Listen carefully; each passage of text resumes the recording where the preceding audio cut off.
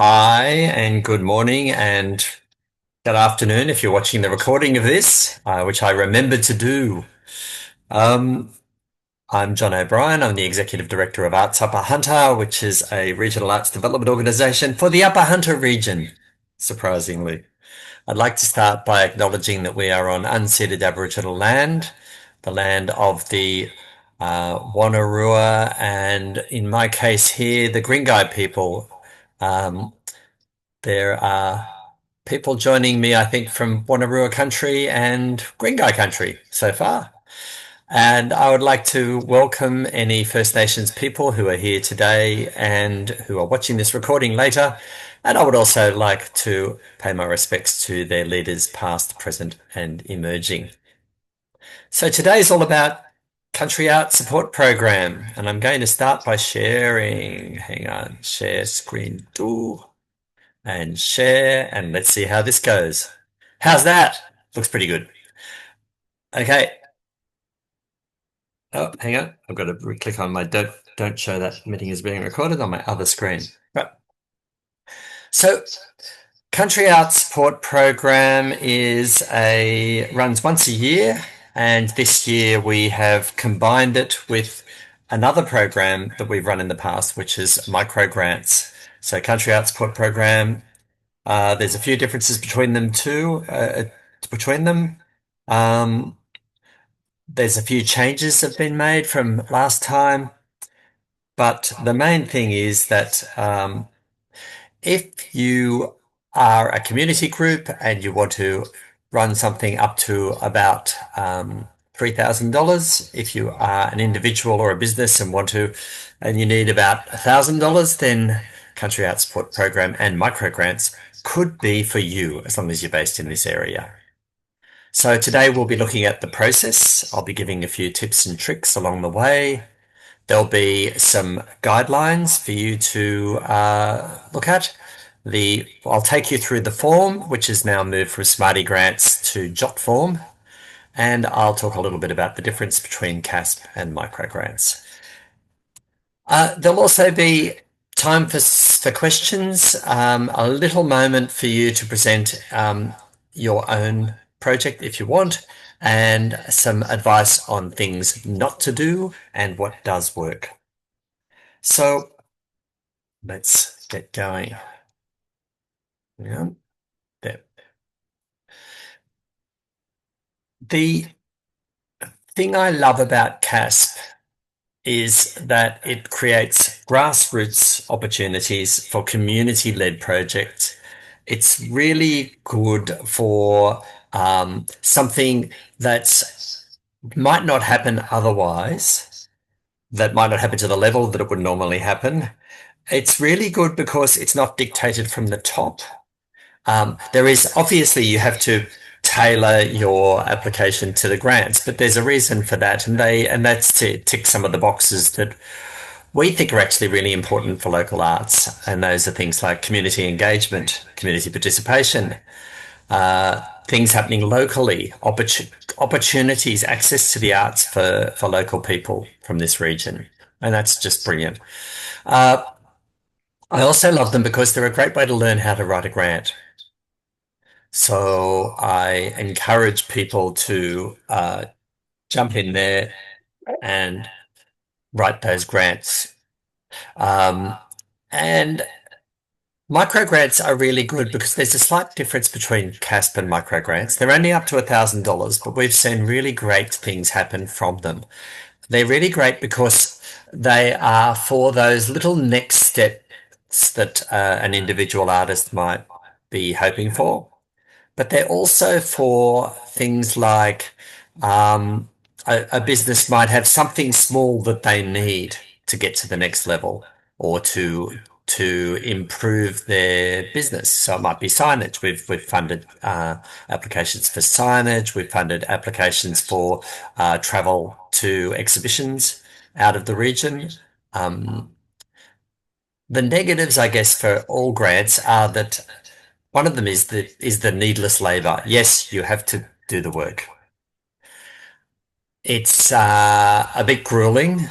It's not for everybody. I have to say that. Not everyone is a very good grant writer. However, it's for more people than ever, thanks to a few things like AI and um, and it can be for you even if you aren't a great grant writer if you know someone who is. But it is a lot of work, especially if you're unsuccessful. However, I don't think it's needless, even if you're unsuccessful, because many of the unsuccessful grants that I've seen over the years have happened eventually or have happened by other means, simply by cutting out an expensive part of the program and have been really good. So the work that you do is really useful. It's also really useful because it's the point where you have to actually conceive it. It can be pretty woolly until you have to write a grant application or until you have to promote it. So it's not exactly needless from that point of view. You are actually making some decisions. The other negative about grants is the equity question. The winners keep winning. So you'll find someone gets a grant, and you'll see them a couple of years later getting a grant. People who get good at applying for grants stay good at applying for grants. However, I will stress that practice makes perfect, as in everything. So I do recommend persisting with it and making sure you get feedback as you go. Righto. So to the guidelines, I'm going to change my share to there it is. Share that. Okay, so let's go and see how to get to the guidelines. Here's the Arts Up a Hunter webpage, and here's Country Arts Support Program and Microgrants. And this webpage has all of the guidelines on it. You can download a PDF of the guidelines as well.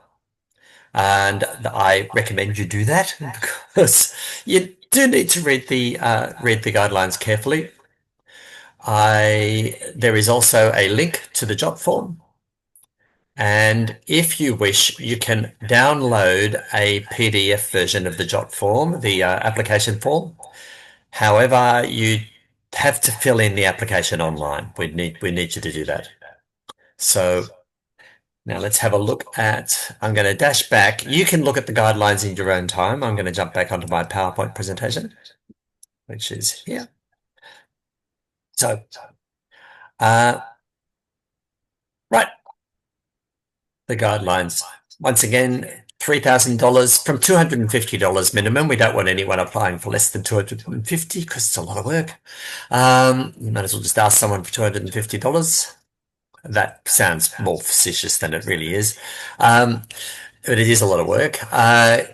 Community groups and council entities can apply for these grants. CASP is more about community happenings. It's more about bringing creative opportunities and participation to locals.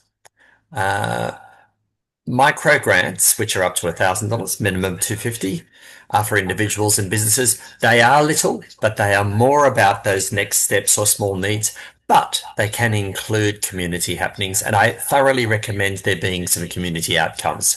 It just helps us to compare apples and oranges, but also if there are community outcomes, just say so. In the guidelines, you'll see there's a section on objectives. This is one of the two most important sections. I thoroughly recommend you read all of the objectives and think about them. So, for example, this is about locally determined. It's about things that are happening that you have decided on. Even if you're bringing outside artists in, people have, for example, brought in Musica Viva. So even if you're bringing in artists from outside, what's happening is happening in the region and you have to be based in the region as well. We want people to have access to opportunities. It's a place where you can express the regional cultural identity. So it's kind of about yourself. We had a project last year which was run by Upper Hutt Shire Council, and it was salsa dancing in 3 towns in the Upper Hutt Shire, and it went really well. The photos are great. I've never seen such happy people. Apparently, their teacher was fantastic. I know that's salsa and I know it brings in an outside artist, but it's truly a local need. So one of the things that our cultural identities also tie in with is whatever the local need is. And there's a social benefit. People were able to dance together. Some projects have more economic benefits than others. So I thoroughly recommend you sharing those as well in the application. If this is about diversity, if your project is about diversity, stress that. If it's not necessarily particularly about diversity, about reaching disabled people, for example, or people from marginalized groups, have a think about how it might be doing a bit of that as well and stress those. And it's also about building resilience, building those arts organisation resilience. So I suppose what I mean by that is that arts organisations will kind of use CASP as a buffer to create a little bit of income, but also to create a little bit of activity to make sure that things are happening, which of course encourages more people to join and encourages succession. So I think CASP is an incredibly important grant. Okay, what and why? Now, at this stage, I have, how many people do I have? Elizabeth, are you there? Yes, yes, I'm here. Are you happy to tell me what your project is, or would you rather talk about that outside the recording? Maybe speak about it outside the recording. Okay. Thank you. And Jane, are you still there? No, I think she's gone into an appointment. All right. So, um, I I want you to think carefully all the while about what you are actually doing. You're doing something that is this shape, that has this scope, this level of activity, and make sure you also know why you're doing it. And that's something you will be stressing time and again in your application. What's the need, or what's the why? What's the opportunity? What are you fulfilling for your community? So every project has a why, and in fact, every project probably has more than one why. And it's worth thinking about all of those and discussing them because that can give you your wording. Okay. Eligibility is the next thing in the guidelines. Eligibility is the number one reason people don't get a grant. Uh, some grants have a 50% failure purely from eligibility. Not ours. CASP tends to, we tend to get eligible applicants. One of the reasons is that because you have to discuss it with us before you apply. But you must be eligible. You must be from the region. You must be aiming to have outcomes that fit the guidelines. It must happen next year. It has to happen from the middle of January till the beginning of December next year. So you have to make sure that you are eligible. We tend to be pretty okay there, but that's one to keep in mind for any grant you're going for. I've already mentioned that the artists who are being hired or the program doesn't necessarily have to come from here, but the results have to happen here. We're really after local outcomes. You must discuss them with us. I highly recommend reading the guidelines. If you have any questions, ask me. If I'm not available, you could ask Sandra in the office, but please do ask. There's quite a few what is and isn't eligible in terms of both the activity and the applicant. One that isn't, you're not eligible if you're going for a CASP grant, i.e. more than $1,000, and you're a community group for travel outside the region.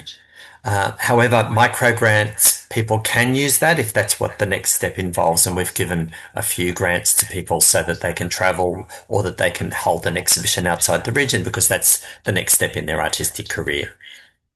The CASP dollars must mostly be spent on artist fees. The micro grants, this is not necessarily so true. You don't have to spend all the money on artist fees. And you'll also find when you're putting together your budget that the budget is built around what you're asking for from CAS, from us, but also what you're asking for, what you might be providing from another source. And what a lot of people might do is put the artist fees in the CAS bit. and there might be some quite considerable capital costs or something which you can't use in CASP, but they could be some other aspect of your budget, just not from the money you're asking. And I will stress community participation. It's not so necessary for micro grants because that really is about individual and business next steps. But if you do have community participation, do say so. Highly recommended. This is the second area where I think it's really worth being careful with the guidelines. Have a look at the assessment criteria. Make sure what you're going to do in your application is you're going to make claims for your program. So um, that's fine. That's what you want. You want great things to happen. So feel free to make those claims, but make sure that those claims are true. If you're writing your application and you suddenly think this is really weak, I mean, for one thing, ask me because I might go, no, that's a winner. Why are you thinking that's weak? But also, if you do think it's a bit weak, maybe what needs is to improve the program slightly. And there's lots of ways you can do that. Um, a really good example of improving a program specifically for CASP is a couple of mural projects we've had, which I don't want a mural program to be simply a pretty picture on a wall. So what I have encouraged people to do is to have some sort of community engagement in that. So for example, we've had projects where the there are a whole range of participants helped paint the mural or helped design the mural. There's some really interesting things for that. Or another one was a an artist talked about his career and what he's been up to over the how he became what he became, and gave that as a talk to youth to encourage them perhaps to consider a creative career. So that's the sort of thing that is worth doing. Um, so don't just, if you are going to try and improve your claims, make sure you don't just improve the claims, you improve the program around it. So you can look carefully at those assessment criteria. They are merit.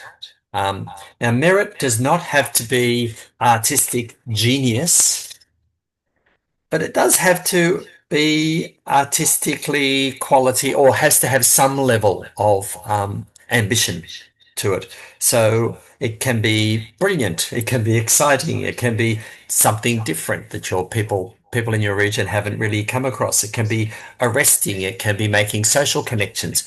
Those sorts of aims are really important.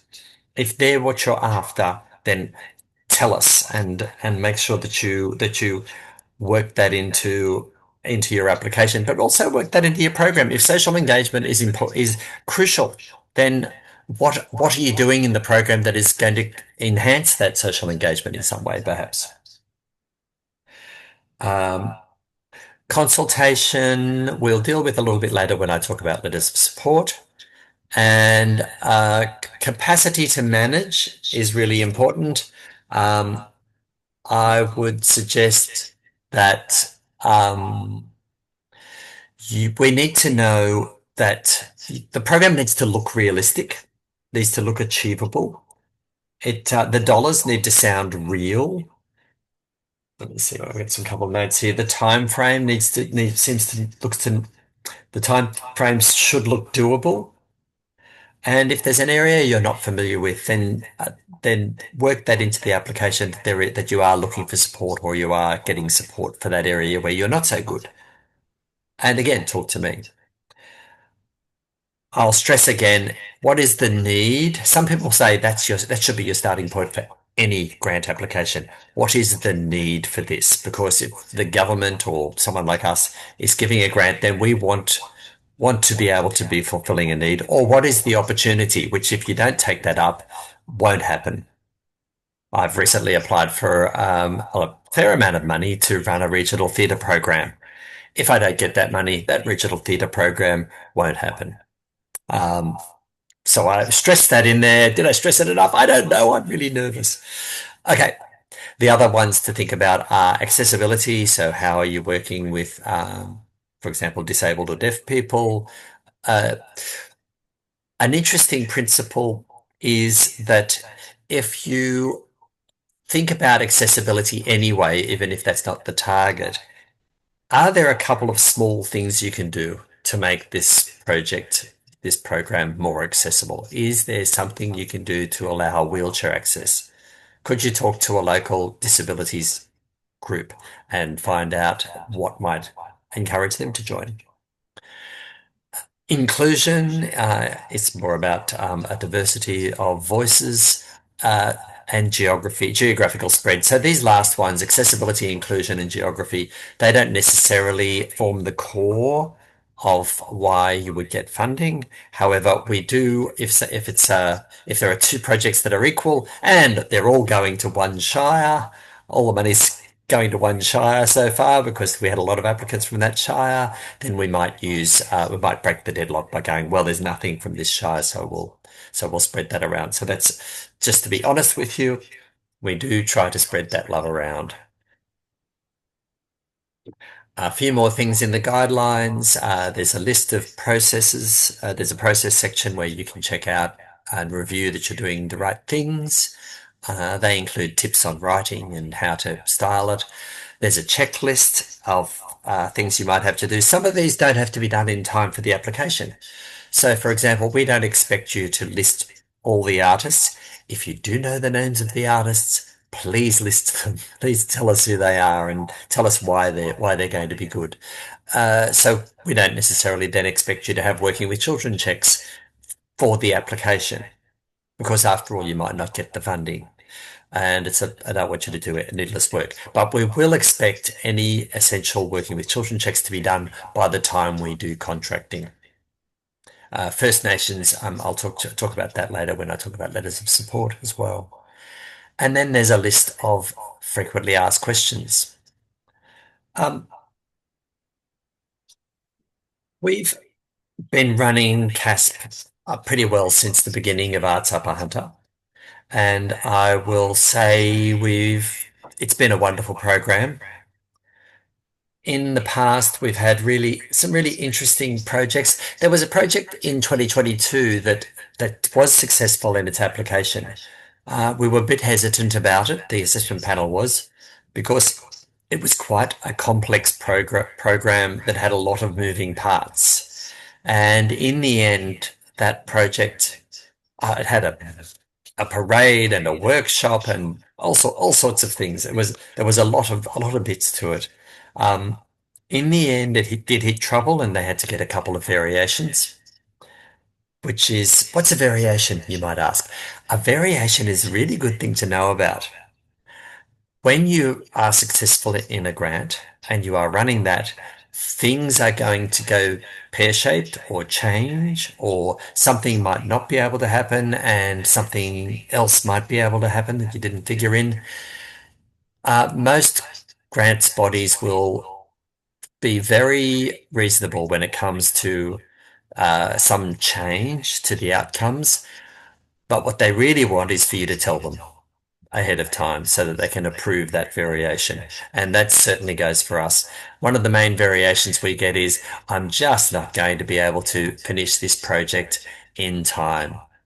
It's not going to happen this year. Can I extend to early next year? And I'm going to say yes, very likely. Unless I can't imagine a reason why I wouldn't say yes. Uh, in the past, we've had things like just for inspiration, we've had creative workshops at various community groups. We've a really interesting yarning circle mural was developed where children at a school in Denman did paintings and drawings, and a digital artist turned those paintings and drawings into just use the kind of sampling technique to turn them into individual components of a mural and then digitally printed at the mural. So it was a really different take on the mural set, and every student had work on that mural represented in some interesting way. Um, we've had drama workshops. A PNC ran a drama workshop at Kirkton Park. It's very hard to get drama into very small schools, and this was a great win. Singleton Potters ran a course which was designed to try and reinvigorate their membership and get them get some more members. They'd been quiet for a while, and that I think worked quite well. Um, there was an application in 2023 for opera in Murrurundi, but the event wasn't happening till after the CASP period. So I got them to apply. I said, no, you're not eligible. You'll have to apply next year. And they did, and they got the money. Um, Timor Tennis Association ran a millinery workshop. They are very tiny little town slash locality. They're not a common applicant. They're not an arts group, obviously, but there's no arts group in Timor. And they ran a really successful version of that. Um, all sorts of possibilities. So I'm now going to move on to the application form. And for that, I have to change my sharing. Hang on, I've got a chat here. Still see website, not PowerPoint. Oh, has that been the case the whole time? Gee, I've done well. Okay, all right. Okay, I'm going to try sharing. All right, I'm going to try and share my application form now, see if this works. And is that on screen two? There. Share. No, that's not it. Okay. Sorry, Jane. I did very badly then. It's a great example of what not to do. Screen one. Okay.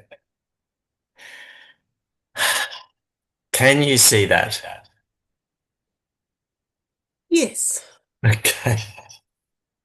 Well, how about that? I'm going to go back here. Right. Here is your application form for Country Arts Program. I'm just going to trundle through this as best I can. And here's something, for example, if I click, hang on, working. Oh, I know why, because I have to go to this one. Oh, I know why, because I have to go to this one. And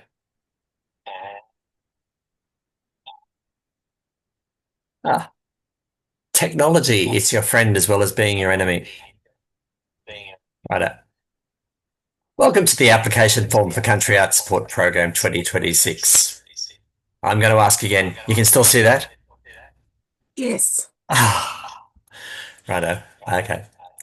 Um, so, of course, you have to be based in one of our localities. If you click Other and then click Next, not eligible to apply. You are not eligible to apply.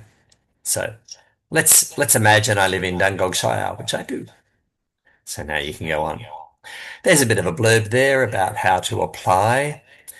I will point out that you can apply as an unincorporated association, so you are not a not-for-profit, you're an unincorporated group, a band, something like that. If you click on that, then later on in the form you'll open a page which is about being an auspicer. So someone can be your nominated funds administrator and auspice your program. Okay. However, I'm going to say that I'm a not-for-profit incorporated association. And there's a reminder to contact. By the way, if I click other and I say I'm a Jono, which is a kind of different species, and I click next, it'll say I'm not eligible to apply again. Isn't that clever of me? So, not for profit incorporated association. Next. So I'll just going to put um, a few things in here. If it has an asterisk, you have to fill it in. If it doesn't, you don't need to, but I recommend it if it's a fit. So if you're an individual, for example, then you'll just put your name in here. And if you are an applicant for an organization, you'll fill your name in and then who you are and the name of the organization. Address, well, I live in JJ Street in the town of JJ, which is in New South Wales and has a postcard of 2333333. No, it wasn't. There we go. And my email address is jj@jj.com. And here's my phone number, which is 0404040404. And if you have another email address or phone number, fill it in. We're up to about yourself or your organization. What I recommend here is that you remember that everything in an application, everything in an application is part of your request. It's part of your sell. So you're selling yourself and your program and your organization in this case, or your arts career or your business, and tweak everything, even if it's just a little, don't give it just a very bland history of your organization. Doesn't have to be very long. You've got up to 350 words, but it doesn't have to be that long necessarily. But do put something that's relevant for this particular project in the application. And I'll stress that with every application you do. Everything is a sale and everything is a request. So no ABN. If you don't have an ABN, so for example, you're an individual and you don't have an ABN, you don't need to have one in time for the application, but we will need you to have an ABN by the time we do any contracting. Certificate of Public Liability Insurance if you have one.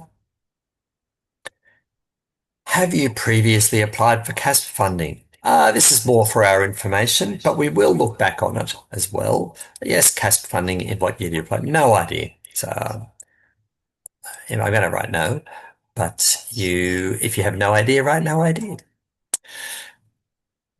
About your project. I recommend that if you're putting a project title down, you make it something that maybe is like how you will present it to the public on the day. So a little bit of pizzazz, a little bit of vim and vigor in your project title is a good idea. Uh, it's this is your first impression. It's also a place. I mean, you've only got. I don't know that I put a word limit on that one, so it's fine. But it is also a place you could have a subtitle to the project as well. Bringing community arts alive, bringing millinery to the people of the tennis club. So anyway, my project is called JJ. And the brief description is only 50 words.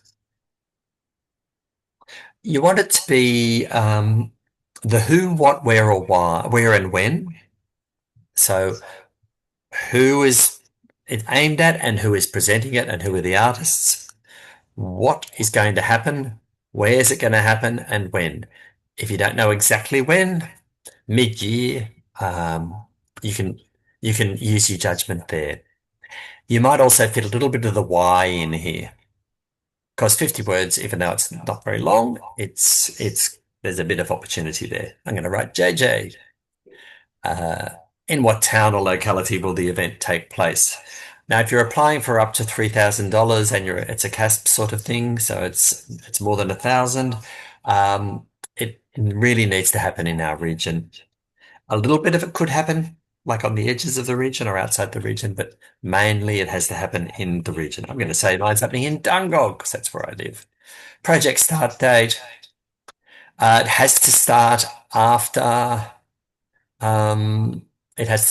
January the 15th, and it has to end before December the 1st. So there we go. And that won't automatically check that. We'll check that when we are reviewing. There's two art form boxes here. This is to mimic what used to be in the old CASP form, because it's actually quite useful. If you don't have a secondary art form, I mean, just put a few words in there that might say something about the what's special about it, or one phrase aimed at youth, for example. So the art form might be design aimed at youth. Uh, Try and fit that in there if you can. I've got the art form JJ, but also the secondary art form of JJJJ. Any Aboriginal elements? If it involves Aboriginal elements, you do need to have some sort of reference from a First Nations community, a local First Nations community. Talk to me, talk to Uncle Richie, who's our Aboriginal Arts Officer. I can put you in touch with him. Um, we expect probably a letter of support from an Aboriginal community. If you are a First Nations applicant, we still would expect some sort of refereeing to show that it is supported by the rest of that community in some form. But again, talk to me and we can talk about how that might work. It might not require much if you're a First Nations person. So happy to talk about that in more detail. Now, there's lots of boxes. Describe your project in more detail, what you plan to do and why. What consultation has occurred? How will it be managed? The short-term and long-term benefits. So, and each of them has up to 300 words. So this is really, there's plenty of opportunities for you to make us aware of what the project is and what the benefits are. One tip I have is, and this is something that comes from my filmmaking background, is if I was making a film, I would try to imagine what the trailer was like. The trailer is that little ad, that 1 to 1.5 minute ad that you have at the cinema for coming soon. What what's that look like? What if this is a local event that might need advertising, what does the poster look like for it? The reason I imagine this is because this is how you're hoping to sell the event to your local community. So, and this is why you're doing it. This is the excitement of it. So I don't mind people being a little bit silly and zingy. I'm a bit zingy myself. So I'm happy for that to happen, for you to use words that are have a bit of a buzz. I also another thing, another trick I use, another trip hazard, another trick I use is to just imagine if it's happening not this Thursday, but the next Thursday. Right, it's happening the next Thursday. So what is it? What's it look like? Visualize what the project is. Visualize what it is on the day. So you're going to get up, you're going to go and set up, and people are going to come in and do this and that. And then while they're doing this and that, this is going to be happening. And then they're going to be keep going. And then there's going to be this outcome. It might not all happen on one day. So the next week they're going to bring back this. People at the end of it, as they leave, what do you want them to say, to be saying to each other or telling their friends about what this was like? So those are some ideas to help you imagine the project in some detail and help you to then uh, paint that picture for us because it's the real reason you're doing it. Um, of course, the flip side of that is please be clear. It's been interesting to me to see the number of applications where I was a bit confused about what it was.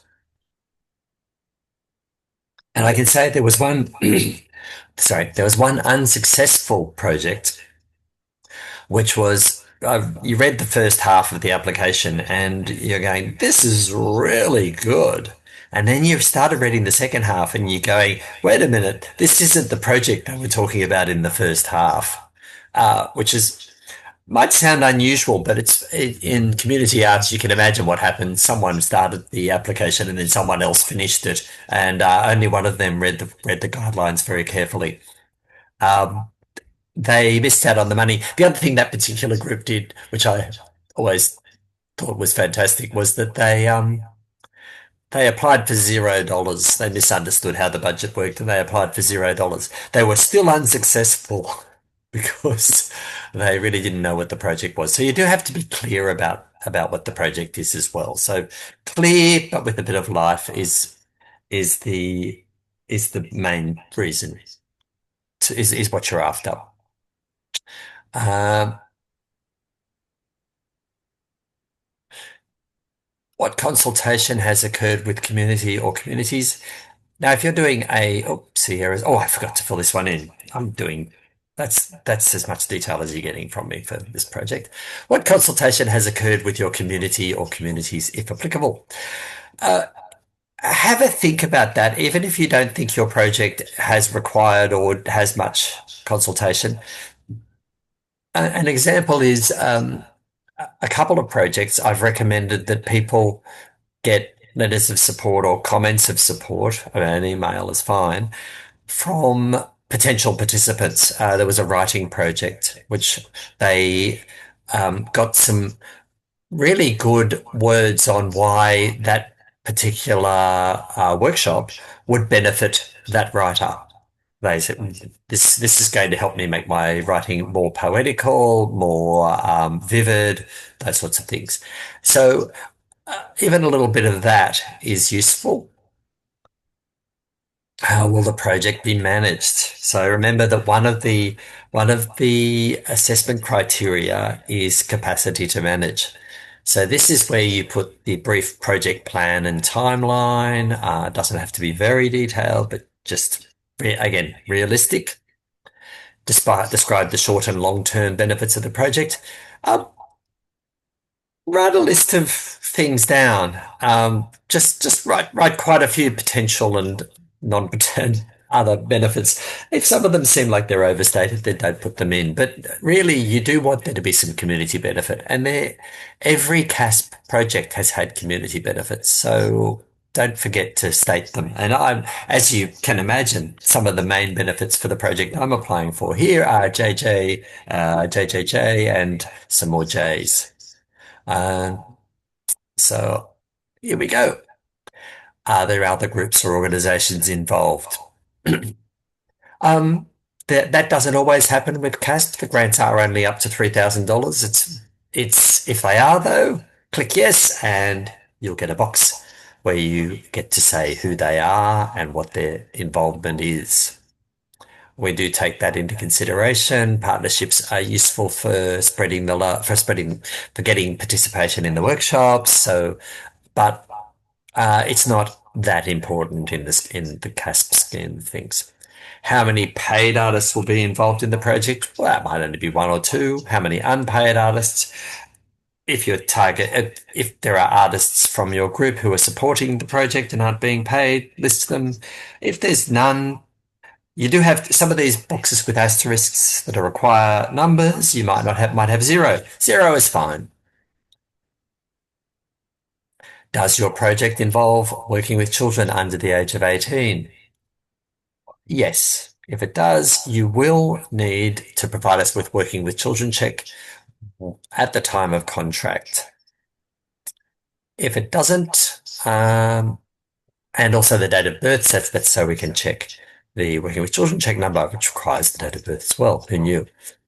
If you know the names of the artists involved or the creatives involved, please list them.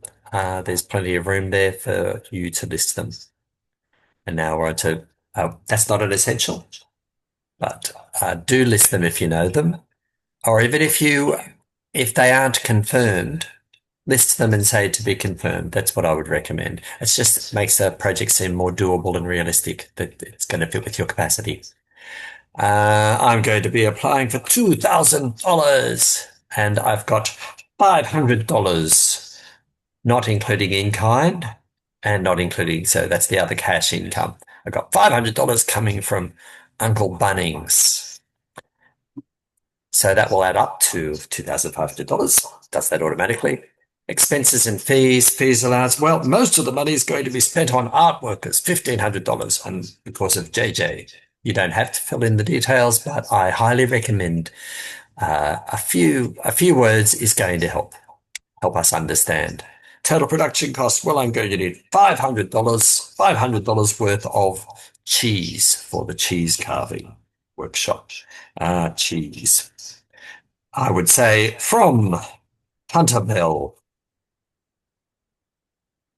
Administration amount. Look, it's things like, if you'll see it further down, things like printing and stationery, audit fees, insurance, telephone, fax, office expenses, travel, auspice fee, if you have a funds administrator, fees for an administrator. A lot of volunteer run projects won't require an administrator, but there might be something. I'm going to write zero for administration. Marketing amount. I'm going to be spending $550 on marketing, which is ads in newspapers. Other expenses, zero. Oh no, let's say I've got $300 of expenses for actual infrastructure, which is not covered by CASP, but it's going to be an expense. Outline how you arrived at these figures. That's for all of the figures above. If you want to just make a few notes there, that will help us. Now, the total cash cost of the project is $2,850, but I've said the total amount of money I've got coming is $2,500. Oh no! Clearly, I can't afford the $300 capital expenses. I'm going to make that $100. I'm going to have to buy a wool that's cheaper. And this is going down to 300. So the marketing amount will be fewer ads. 2,400. Oh no, I can actually apply for more. I actually have more marketing. So there we go. And they now add up. So that's a little bit of toing and froing when you're filling in the budget. Much more complex budgets on Create New South Wales Smarty Grants forms, for example. They also may require um, some checking that income and expenditure are the same. So it's recommended that you do that check, and we will do that check. Now I've got 10 volunteers who are going to be doing 10 hours each, which is 100 hours. Wow. And that is automatically calculated as $4,000. Wow. So that's a lot of hours. It's not cash, but it is part of the value of the project. And I recommend that you put something honest in there. It won't affect the application form so much, but it's good to know volunteers are involved. So maybe it will. Local government, there might be some goods and services you're getting from local government, from businesses and from community groups for free. Bunnings are putting up a poster where it's worth $100. The total value of the goods is 100 plus 4,000, which is 4,100. And there's the total value of my project. It's a $10,000 project, and I'm running that on only $2,000 from CASP. That's fantastic. Okay. Do we have any questions so far? All good so far. Okay. I'm going to kick any other questions? Okay, we're on to the supporting material. Right. So if you are an applicant for more than $1,000, we require your most recent financial report. And you can talk to me individually about what that might involve, but it's usually, say, an audit report or a profit and loss. If you we do expect at least one letter of support for a grant of over $1,000. They can be from other groups. They can be from people who you think will be participants. If you have a First Nations aspect to your program, they can be from First Nations group. A letter of support could also be a video. There's all sorts of possibilities. What makes a good letter of support? Okay, I write good letters of support. I think I might be wrong, but I am a bit proud of my letters of support. So A letter of support first should look like it's for this grant and for this project. So it will probably name the project. It will probably name the group or the applicant. It will probably name the actual grant that's being gone for. It might not name the amount. The letter of support the writer might not know the amount, but that's fine. It speaks with some authority. It's, I've been an assessor on projects, and I only really understood what the project was through one of the letters of support. I had a bit of an idea. I thought I understood it from the actual application, but it was a bit obscure at times. And then the letter of support explained what the project really was, and it also was able to explain more of the benefits of the project. So let them let the letter be appropriate to the letter writer. So a group might be able to fill in some of the bigger picture. If you get a letter of support from the council, that will probably fill in some of the bigger picture. For example, how it aligns to the council's community plan. A letter of support should sound like it wants the project to happen. That might sound really weird, but you would be surprised. Maybe you wouldn't be surprised at the number of projects where the letter didn't sound like it was wanted, where it didn't sound like they wanted the project particularly. It was a eh, bit meh, you know, why not? Oh, yeah. So I do do make sure you've got some enthusiasm from the writer. Now, it might be that they simply write very flat. So if they sounded enthusiastic on the phone, and the letter sounds a bit flat, get back to them and point that out to them. Uh, of course, you might turn out that that they don't really like the project at all. So they might have their doubts. Uh, I suppose a flat letter of support rather than one that's openly negative, if that's the only one you can get, that still is going to support the application if you can't get anything else. We do require you to supply some samples of work. Um, I've got one more comment on letters of support. A lot of people will write a letter of support for someone to send in. So I have done that. I've written a letter of support to come from a particular council or from a community group. And the same sort of things apply. Make sure the letter of support, you don't just have 10 letters of support that all read the same from 10 different groups. And this is particularly for other applications for other larger grants. Uh, I know that in some, the the fact that someone has agreed to send in the letter of support, even if it sounds the same as the other ones, is at least a positive. But particularly for creative grants, everyone does read the letters of support. The assessors do read them. So I do suggest that the letter should sound like it comes from the person who is sending it. So write it for them. Samples of work. Yes, the samples of work help the project to seem more legitimate. They help us to understand the level of quality or the level that the project is aimed at. You can have more than one sample. And then other supporting evidence. This is an optional thing. I have no idea what I'll get in there. Could be a detailed budget, could be some marketing materials you've prepared. It's just something which you helps sell the application to the assessors. Again, have you discussed it with a member of Arts Office? Yes, I was talking to myself for hours. So here we go. And now we come to the declaration. So you have to acknowledge all those things. You have to acknowledge those conditions, and then you fill in your name, your title, your position, the date, and press submit. So I'm going to share to the other screen again. Let's see if this works. And I'm going to my screen to share and get rid of that.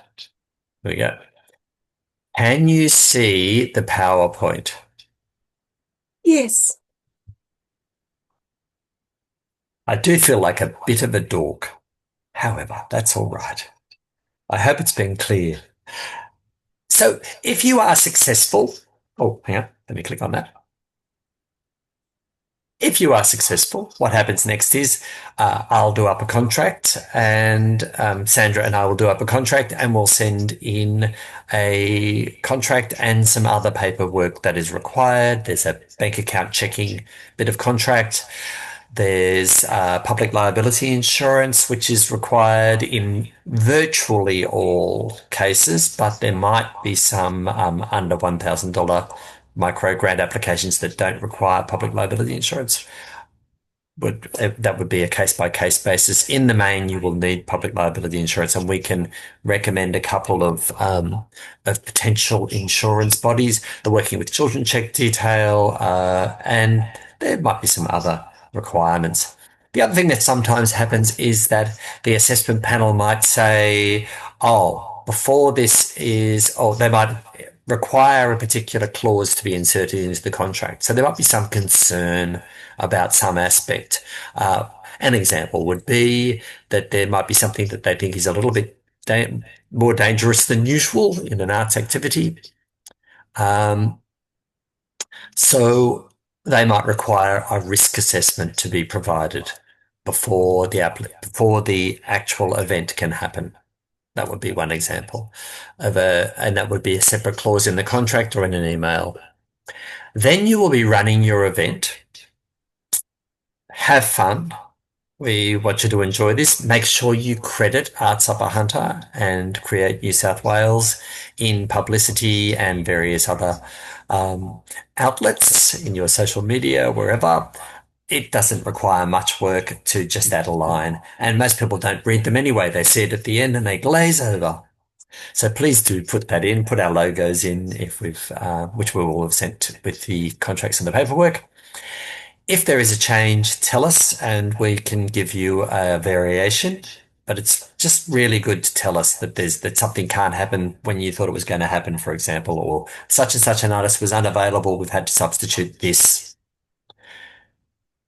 Highly recommended from even before the actual event or the happening or whatever it is.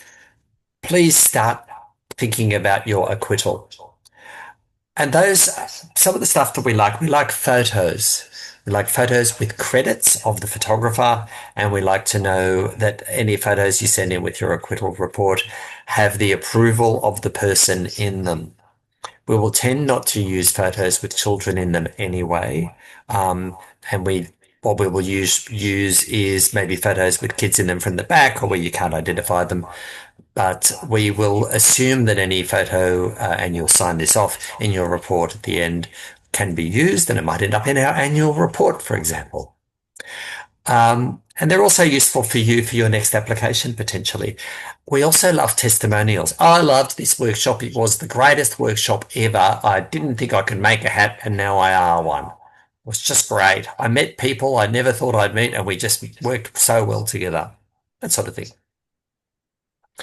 If you're not successful, get feedback because a grant is just a try and it's a learning attempt. So at its worst, if you're unsuccessful, you will have learnt something ahead of your next application. So do get feedback. The money is tighter this year. We have $17,000. Last year we gave out $26,000 or thereabouts in funds. And we are rolling the micro grants and the CASP in together, though that total 26,000 was for both last year. So money is tight. Some people will have excellent projects that won't get funded, but there will be improvements they could have made in their application. So do get that feedback. Okay. And that's where I've got to. So there's me. I'm not in that photo, but I took it. So uh, that's bunch of lovely people on our board, some of whom aren't on the board anymore. In fact, only two of those people are still on the board. I'm happy now to stop sharing and answer any questions you might have. How we stop sharing, stop sharing. Okay. Stop sharing here. Hi, Yep. Elizabeth, you're left. Yes, yes, I'm still here. Do you have any questions? Um, yes, look, really enjoyed this. Really, really good. Um, I'm Uh, thinking about, yep. yeah, I think my project is a little evolving, hmm You because, want to have this discussion after the recording? So turn the recording off. yes, Okay, I'll that'll just be great. stop the recording now. Okay, thank you. And thanks everyone if you're listening to the recording. Apologies that you didn't see my excellent PowerPoint presentation that ran through the recording for me, but no one else. And I'll try and do better next time. And namaste to you all.